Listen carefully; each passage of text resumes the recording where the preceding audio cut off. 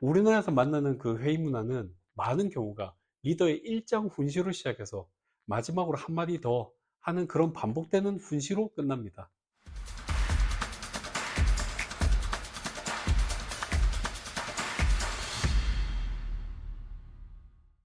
안녕하십니까. 해썹 시성사 PM기업 푸더스의 조정모입니다. 우리나라 사람들이 가장 어려워하는 것 중에 하나가 회의나 토론 장소에서 자신의 의견을 자유롭게 제시하고 그리고 이 표현하는 것을 참 힘들어 합니다. 그런데 의사소통과 어떤 토론에 대한 장애와 그 고갈의 문제 극복은 조직의 발전과 회사의 성장을 위한 필수 요소로 이렇게 작용됩니다. 원활한 의사소통 문화를 갖기 위해서는 자신의 생각을 발표하고 있는 화자는 주제를 단순하고도 분명하게 전달할 수 있도록 하는 연습과 어떤 노력을 해야 합니다. 또 발표를 듣는 청자의 어떤 마음가짐과 그 태도가 매우 중요한데, 상대를 진심으로 도우려 하는 착한 동기를 갖고 반드시 발표 주제에서 긍정적인 부분을 찾아 그에 대한 호응과 그리고 응원을 포함해서 필요에 따르는 진심 어린 어떤 조언을 곁들여 피드백을 이렇게 해야 합니다. 이게 바로 건설적인 피드백입니다. 발표자의 입을 닫게 하는 지적질과 잔소리를 건설적인 피드백과 혼돈해서는 절대 안 됩니다. 당신 그거 뭐 몰라서 그래. 그리고 그거 다 예전에 우리 전부 다 해봤어. 또 당신 책임질 거야? 이런 말들 이제는 정말 존경받는 리더가 되고 싶다면 하지 말아야 될 반응입니다. 우리나라에서 만나는 그 회의 문화는 많은 경우가 리더의 일장 훈시로 시작해서 마지막으로 한마디 더 하는 그런 반복되는 훈시로 끝납니다.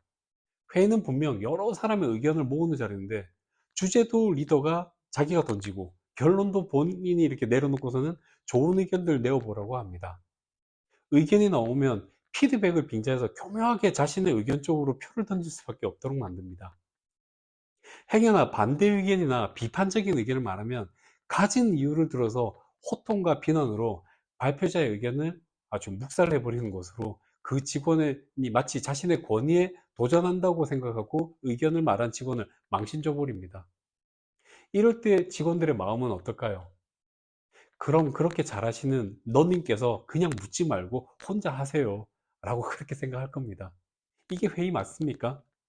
이런 회의에서 창의적인 아이디어가 나오기를 바라고 직원들에게 정말 자발적인 주인의식을 발휘해 주기를 기대하는 것은 심각한 모순 아닐까요?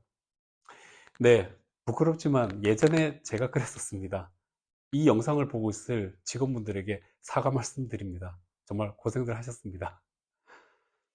수평적인 조직 구조라는 게 있을 수는 없습니다. 인간 사회든 동물 사회든 조직이 수평할 수는 절대 없습니다. 다만 토론 문화에 있어서만큼 반드시 수평적인 문화가 만들어지도록 다 같이 노력을 해야 합니다.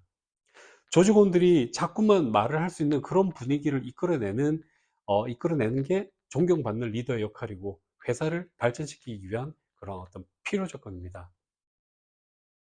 네, 다음은 의사결정 방식에 대해서 말씀드리겠습니다. 의사결정 방식은 크게 상향 결정 방식과 하향 결정 방식, 이 두 가지로 나뉩니다. 실무진이 제안한 후에 최고 경영자가 결정하는 이 상향식 결정 방식은 현장과 해당 업무 실무진의 어떤 의사가 적극 반영될 수 있어서 업무 분장이 잘 갖춰진 조직에 활용할 때 유용한 방식입니다.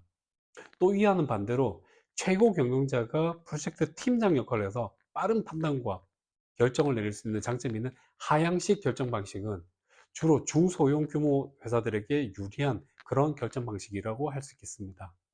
근데 어떤 방식이든 앞서 예를 든 것 같은 보수적이고 폐쇄적인 그런 회의 문화에서 벗어나 정말 말이 통하는 그런 회의 문화를 만들어 가야 됩니다. 인간은 누군가로부터 존중받을 때 큰 행복감을 느끼게 되고 그로부터 생기는 어떤 정서적인 안정감을 통해 자신의 삶에서 보람을 느끼게 되는 그런 존재입니다. 충성심과 책임감은 리더가 이렇게 자신을 인정해주고 존중해줄 때 비로소 자발적으로 나오게 되는 겁니다. 의사결정하는 모형은 크게 그 합리적인 의사결정 모형과 관리적인 의사결정 모형, 그리고 직관적인 의사결정 모형으로 이렇게 나눌 수 있습니다. 먼저 합리적인 의사결정 모형이라는 것은 결정의 결과는 최대한 합리성에 입각해서 항상 효율의 극대화를 이룬다는 그런 개념입니다. 하지만 그 참여자의 수와 그리고 역량이 조금 낮을 경우에 정보 수집의 한계와 판단 능력이 한계로서 추구하긴 하지만 중소규모 회사에게는 완전한 모형을 하기에는 좀 힘든 방식이 있습니다. 그런 힘든 방식입니다. 또 두 번째, 관리적 의사결정 모형은 최적화 대신 만족화를 추구하는 것입니다. 이상적일 수 있는 어떤 최적의 의사결정보다는 만족스러운 의사결정을 추구하는 그런 방식입니다. 어떤 대안을 먼저 도출해내고 한 단계씩 실행해보면서 만족스러운 결과가 나오면 그걸 좀 더 전진시키는 식으로 의사결정을 하는 그런 방식입니다. 세 번째, 직관적인 의사결정 모형은 가장 어쩌면 좋지 않은 방식이면서 중소규모 회사들과 이 작은 조직에서 택하고 있는 의사결정 모형입니다. 과거의 경험과 자신의 감으로 의사결정을 직관적으로 하는 그런 모형입니다. 충분한 지식이 없는 상태에서 주먹구구식의 의사결정이 될 수 있는 이런 위험이 있는 방식입니다. 이 세 가지 모형 중 어느 것이 정답이라고 할 수는 없습니다. 의사결정의 결과에 대한 책임감을 리더 한 사람만 느끼는 조직인가?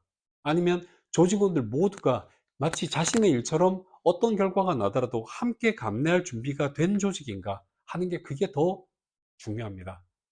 중소규모 식품회사는 사람이 정말 전부입니다. 지난번 영상과 오늘 말씀드린 내용들에서 그 해답을 찾아서 우리 회사에게 한번 적용해 보셨으면 좋겠습니다. 네, 이번 영상에서는 의사소통 방식과 그리고 의사결정 방식에 대해서 말씀드렸는데요. 무엇보다 구성원들의 자발적인 참여를 이끌어낼 수 있는 방법은 존중과 칭찬이 가장 좋은 방법인 것 같습니다.